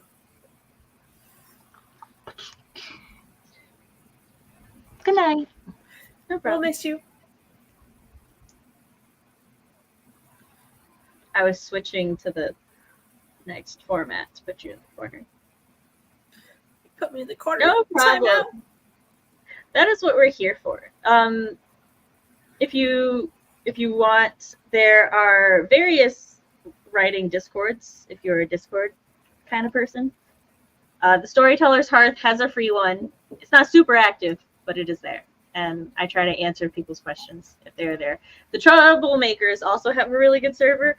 I have a Discord server that you can join if you want through my Ko-fi down below. That is $1 a month. I am mostly active in there except when chronic migraines or when I go work anime conventions. So you can also just come to these streams and ask. Because we like helping people. Because if we don't help each other, we're all doomed and crying in our corners. The Sabaki mushroom corners. Growing mushrooms in our gloom. You know, you're not wrong. Discord like started out primarily for gamers, but like so many other people use it now, and the writing community, there are like tons of writing community Discords, and most of them are either free or they're just $1. Mine's $1 to help cut down on like bots and stuff. So, and because my best friend Fox would murder me if I did it for free. Okay, maybe not murder, maybe disown. Either way, he's like my best friend in the world and also kind of my marketing manager. So yeah, I would go to the Troublemakers live streams. I believe they're Wednesday morning still, and join the Discord there. It's very active. Give an invite. I have an invite. I'm giving no. I meant linking it. Where's the invite link? I got it. Invite people. Okay. Just make sure you set it to like never expire. Yeah, people are super active in the Troublemaker server, and they're really nice in there. Fox, how long have you been here? He literally just messaged me and said, if only you'd listen to me more. Sir, how long have you been here?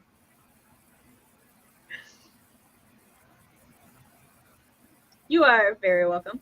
Yes, we're going to do one more 20-minute sprint, and then we will wrap up for the night.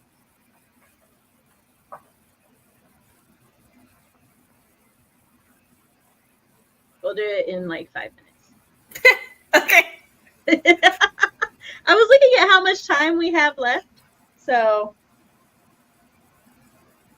also, we talk about anime a lot. Anytime you hear us potentially butcher a Japanese word, feel free to correct us because we try our best to pronounce things correctly. But also, I am chronically Southern and dyslexic, and that gets in the way a lot. No hurry, I was just getting a vibe, that's all. Oh, that's no problem. I was just letting everybody know because I was like, should we go into a sprint now? And I'm like, yeah, you can wait 5 minutes.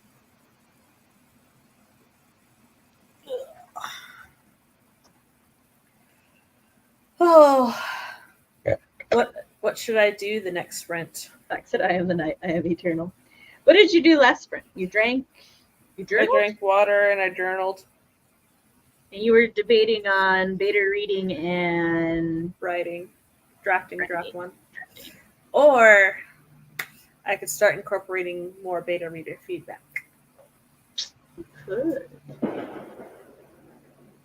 Do you have a D6?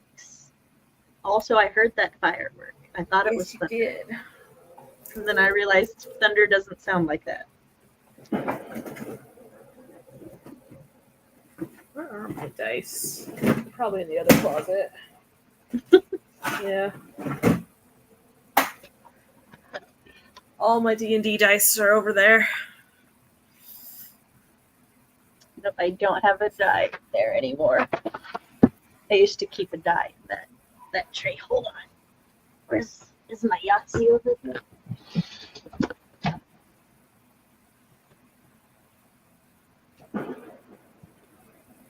Hey.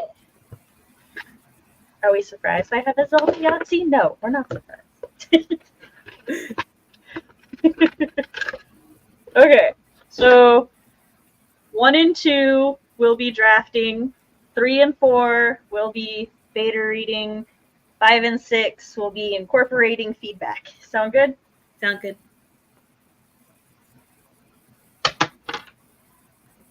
Let me roll it on the mat, not the desk. All right. 1.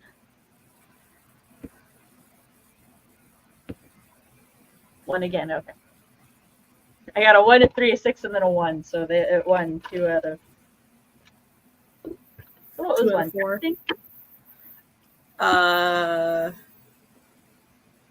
That's an excellent question. I think it was drafting because I think I went drafting, beta feedback. Yeah. Yeah, so drafting. It's drafting now. Okay. Because that's how I remember it. There you go. The die decide all. The die has spoken. It has. It spoke twice. It would have been really cool if it had gone 1, 3, 5, and then 1, because then it would have been the odd of each. Mm. But no, it was like 6.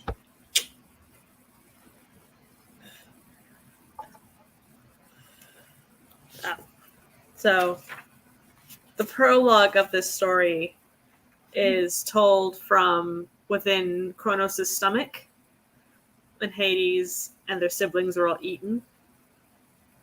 Fair. And then chapter 1 is Hades' POV making the deal with Hecate in order to lift a curse on them so that they'll be able to age and like actually stop being 10. That they'll kill their first love. And yeah, so now I'm doing Persephone's POV, and I'm switching up mythology where she was a mortal that Demeter adopted and gave immortality to. Yeah, I remember you saying that. She oh, let me see if I can remember how you said it was gonna happen. It was like Achilles, but not. Damn it, no, I can't. How is she gonna do it?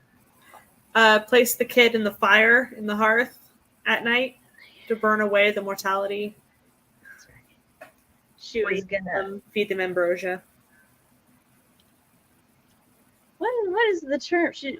The term in pottery. When you put proofing? No. No. It's. I think it might just be you fire it. Yeah, fired in the kiln. So she's firing her. Yeah. There was another story or a myth I read where they were doing something similar. Why did you drop in at an awkward time, good sir? Burning children in the hearth. Okay, it's Greek mythology. It's how she was giving immortality to a kid in one of the hymns of Demeter, like one of the actual myths. But the mom walked in and was like, "What the heck is going on?" And so she stopped, and the kid didn't get to be immortal. Yeah. So sorry, I was readjusting my blanket so that I can, because I remembered I need to do my newsletter again. For all my newsletter subscribers, and for those who aren't subscribed to my newsletter, I will be releasing my newsletter announcing a thing tonight or tomorrow morning. So, subscribe if you want to be among the first to know the new thing. Subscribble. Yeah, subscribble. This is the tab I want. All right. You want to count us down, Laura? 3, 2, 1, go!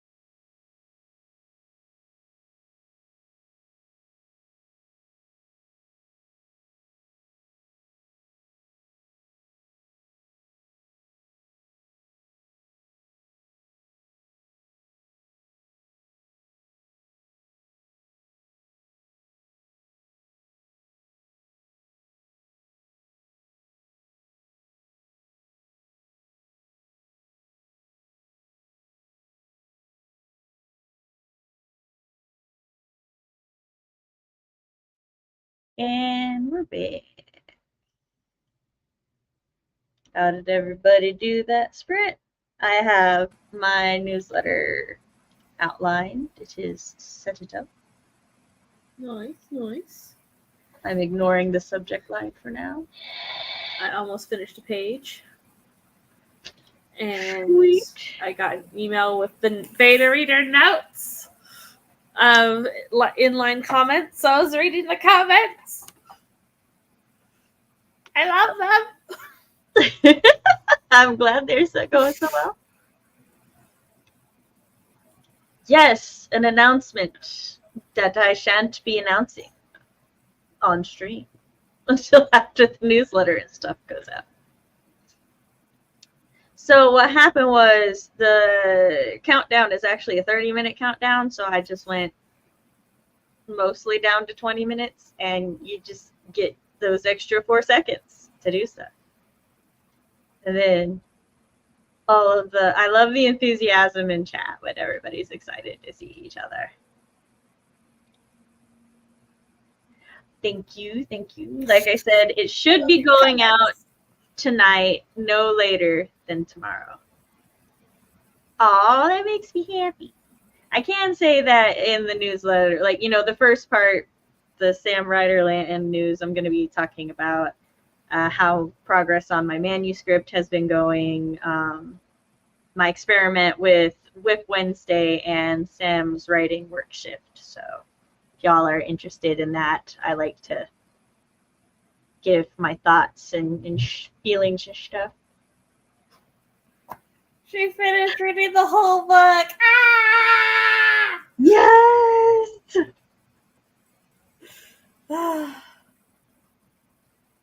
It ended with hearts. So That is the best. Fox said, imagine being as happy about writing process as Laura. What a champ.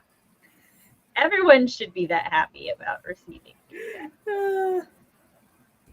She had some excellent points, like, I just need one more sentence here just to transition better. One more sentence here to transition better. It's like, excellent points. Excellent.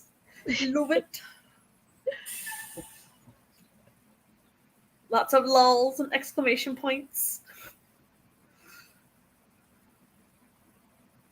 RP edited 3-ish pages and am now taking the dogs outside. Fair enough. The dogs need to be taken places. Their business done. Was that your last beta reader you were waiting on? Second to last. The other one said They would read it. I thought today. I haven't seen anything from him, so who knows? That's okay. I'm not holding my breath on that one. Oh, fair enough. But you've got this beta reader feedback to keep you tied over. It's very happy feedback. Yes, yes.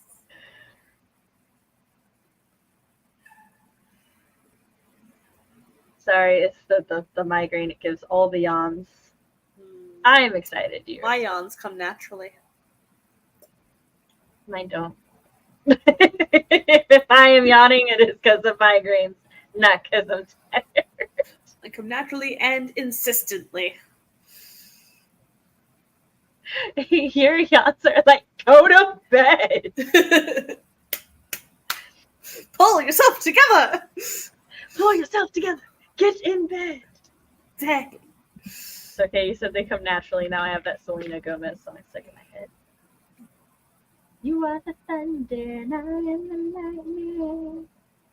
So, sorry, I looked down at this, and I was reminded. I had one of my coworkers who was beside me all weekend. We had the special Zelda edition treasure boxes, which like comes with the original Zelda mangas that had come out before Twilight Princess and that started being printed.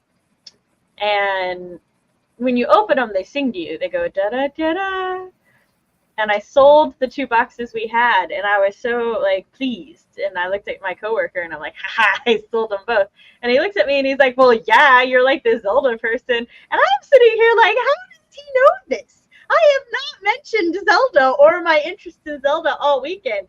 And he like motions to my shirt, and I'm sitting there wearing this bright green Zelda tank top and I'm like, yeah, it's me.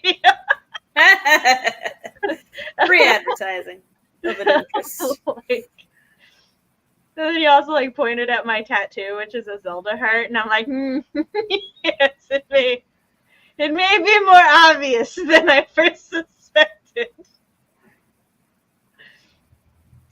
Finish changing laundry over by end of stream. Yes! This means that your laundry will not be forgotten in the washer and then be kind of got that wet laundry smell. Get a little musty by the end. Time you find it. I constantly wear. There are occasions when I go to conventions and literally I have accidentally only packed Zelda tank tops and t-shirts without meaning to.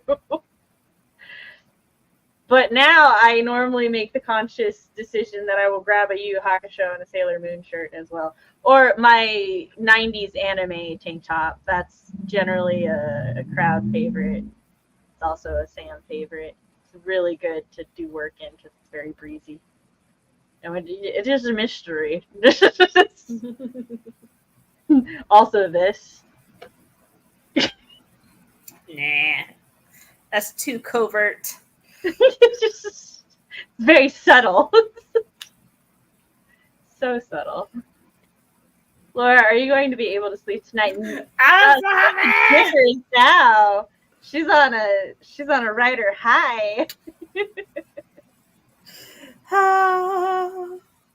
gonna be trying to sleep tonight. It's like I just killed 2 characters in here, and then I got feedback. Everything's good. I love it. I love that. I love it for you. I wasn't planning on killing the characters when I started writing tonight, but they died. I mean, sometimes they just gotta die. Sometimes you For just more gotta traumatic impact. Why are you so excited, Laura? I missed it. I got beta reader feedback that loved my story. Funny thing is, Sam, that's how I feel when I get feedback from Laura. I feel like that is the goal. That is how we should all feel when we get feedback. And no, when I say should, I don't mean if you don't feel that way, there's something wrong. I just want everybody to be able to feed that. Even like I don't think most feedback should be 100% positive, right? Correct. But I feel like even if it's not 100% positive, it can still be super exciting, and it, because the positive things are positive, and then the negative things can just be oh yeah, I kind of agree there, or I don't really agree, but it's fine, That's something actionable that I can do. Yeah, because it's oh hey, I can make this better. Yay! And even if it's something because with some things it's reader mileage may vary, mm-hmm. right? And then if it's reader mileage may vary, then it also gives you're okay, I am now aware that some readers are going to perceive this way. So what's the word I'm looking for, Laura? Prepares. It prepares you for the other, which is that's one of the reasons that I feel the beta reader process is so crucial for writers, because it doesn't just help you improve your story or your writing, it also helps you prepare for readers in general, right? Yeah. So it helps you see how readers are going to react to your work. It helps you build up a thick skin for certain kinds of feedback, and it's really nice to see that positive feedback and everything. Yeah. Because once your book's out there in the world and you start getting reviews, your book/story is out there in the world and you start getting reviews, there's jack shit you can do about it. And you should not respond to reader reviews. Reviews Correct. are not for writers. If you want to read reviews of your stuff, cool. That's you know, but like keep it to yourself or a small private group of friends. Don't, because review spaces, they're for readers. They're not for writers to go in there. All of your feedback and the stuff that you should be involved in should have been done pre-publishing. So I know when my stuff is published, I'm gonna read some reviews, and it's fine. But I'm not going to go after any of the reviewers. So I'm not gonna talk about them or anything. It's like when Laura says you did something good, it's so exciting, and when she tells you where you can improve something, it's still exciting because it's like, yes, how did I miss that? Thank you. Exactly. And I will say my like alpha critique partner who just DM'd me, he's like, you can do better, neutral smiley, bitch, neutral smiley. Let me tell you, I have I'm going through my revisions from his critiques for chapters 5 through 6, and like you'll see, like Whip Wednesdays, I only work on my whip, right? So that's like at the moment you'll be able to see me talk about some of his stuff. There's literally parts where he's like, I mean, this is fine, but you could do it better. And I'm just like, this son of a bitch. But like, then I do it better, and then I like it a lot more too. So it's really nice to have like a critique partner.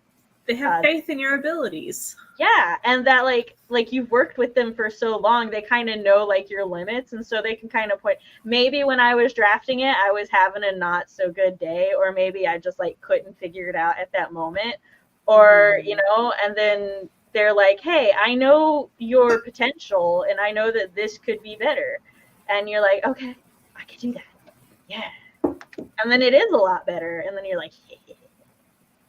It is. I've been working really hard on becoming a better beta reader for others this year. Like, that's one of my goals. Awesome for the year.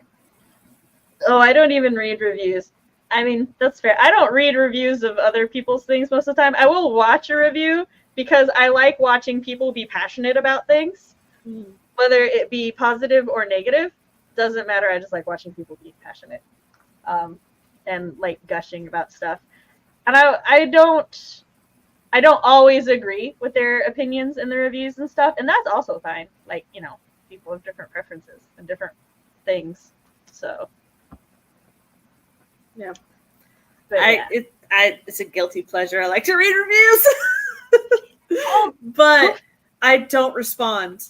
Like, also, a lot of my reviewers, like, people will give me star ratings and not leave a review, and it's like, dang it, I want to know why I got a 2-star. Dang it, explain, help me.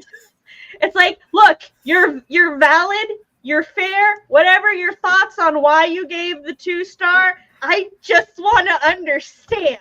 Exactly, help me, please. What was it? I didn't get enough from my crush words edited out, because that's one of my things. I have a couple of words I use too many times in the Cosmic Slithers part, but it's like, it's too late. Yeah, it's just... Sorry, I noticed the... Anyway, yeah, like, that's my thing. It's like, if you have to know yourself really well. And if you are the type of person who you can read people basically, like, if you can read people shit talking you and still mentally be okay, then yeah, sure, read the reviews. Just like I said, only talk about them in a small private friend group. Mm-hmm. Don't do it anywhere publicly, right? And like, I've watched a lot of like AuthorTube and book talk drama, and that's like, so like over half of it stems from authors going into their reviews and then attacking reviewers or something, and then specifically writing and publishing a book in response to a specific review. Oh my gosh! Oh no! Don't do that. I'm like, oh my god! So I'm like, you, my fellow human, are not cut out for this job. Someone should take away your internet privileges. I'm not that person, which is why I don't. See, and you know this about yourself, though, which is good. So you don't go into the reviews. And that's all that it is. Like, I don't think there's anything wrong with not being that kind of person. And I don't think there's anything wrong with being that kind of person. I just think it's important that you know if you are or if you're not. Exactly. And thanks to my mother, I am that kind of person, which sounds really bad, but let me explain. So in high school, or in middle school, I started writing a thing, and I showed it to my mom, and my mom read it, and she told me it was kind of boring. So, and then, as many of you may know, and for those who don't know, I have been published before. Well, I mean, I have published before. And I was like, wait, I can explain. Yes, my mom is not, she's not terrible. She has just prepared me for certain things in ways that I don't think most moms prepare their children. And not on purpose. But yeah, so I've released 2 novels before that are now unpublished. And she read both of them. I actually got called and bitched out because I didn't tell her that I was releasing them. But I was like, Mom, I didn't think you'd care. Because previously she informed me that my writing was boring. Mm-hmm. And she just never seemed interested in my writing, though she knew I wrote a lot. And then she comes back with, you are my child and you released a book. Of course I care. And I'm like, okay, noted. We'll never make this mistake again.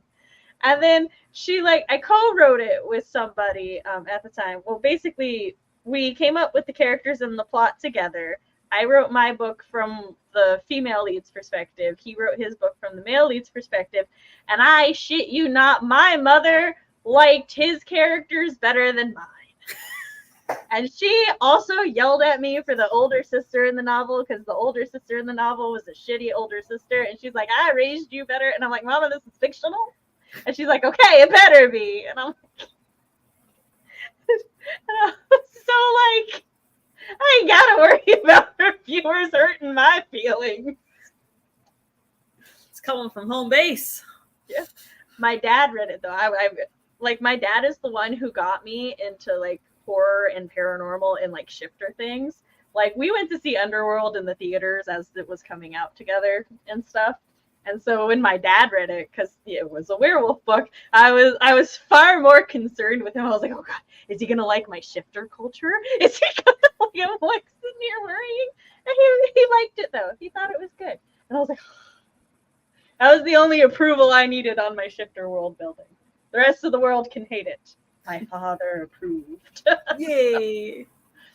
But yeah. I love my mama. She's great. She is one of the best mamas in existence, in my opinion.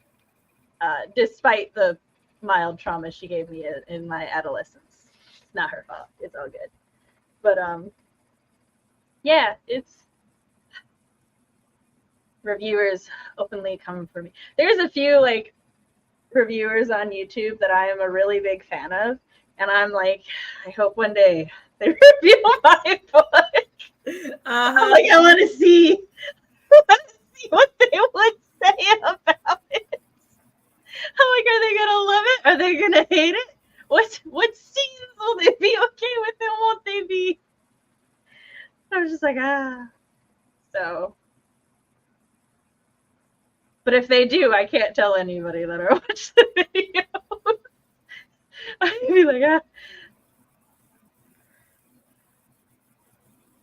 But yeah, so we're past the 3-hour mark. Even though we're having a fun conversation, I have to go see what my children are up to. What shenanigans are underway? I also gotta work on my newsletter. I'm gonna try to finish it tonight because there is no guarantee I'm getting up in the morning. I think we have more storms coming in. Because that's what I need. More storms right after a convention. Woohoo! Oh, it's supposed to be mostly sunny. Okay, I might be fine. But all right. So Laura, let the peoples know who you is, where to find you. I will be tomorrow on Mia Vixen a Fiction stream, Wednesday on JC Carpenter stream, Thursday on my channel for my stream. And yeah, I will be out and about for this stuff. I have a couple videos out. One of them is going over all of my story ideas. It's I'm getting it mixed. I think it was 43 story ideas. I made 35 mood boards for that video. So if you want to see what's in my ADHD brain, go for it.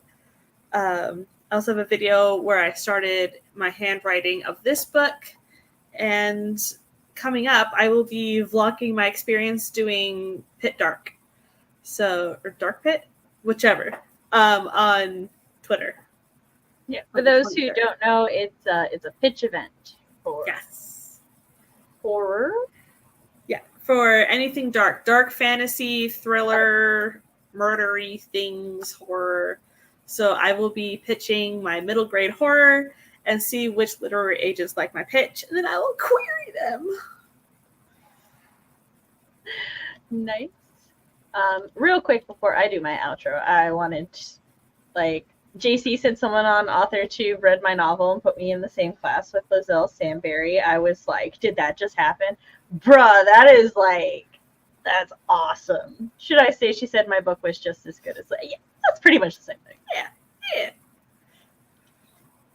So I'm stoked for you for that.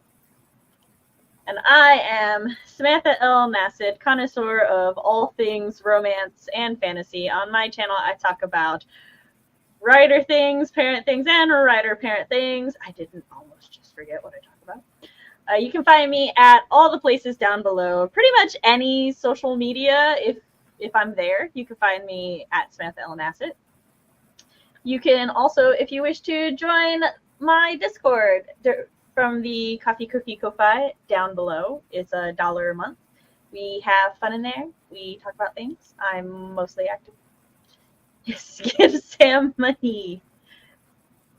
And good night.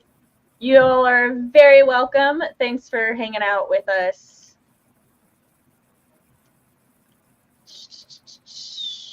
My brain.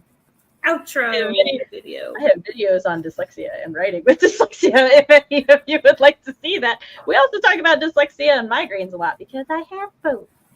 But yeah, thanks for watching. Thanks for talking. Again, newsletter going out tonight or tomorrow morning. Storytellers Hearth June announcements on the Storytellers Hearth YouTube, which you can find via the link trees down below. Tomorrow night with me and Jess. Wednesday, I think it's my week for Whip Wednesday. If it's not, it's CB's. You can find me and CB on Whip Wednesday, either my channel or her channel. I suggest just subscribing to both. And then Sam's writing work shift will be up this week. So I'll see you guys Thursday for that too. And I'll catch y'all later. Bye.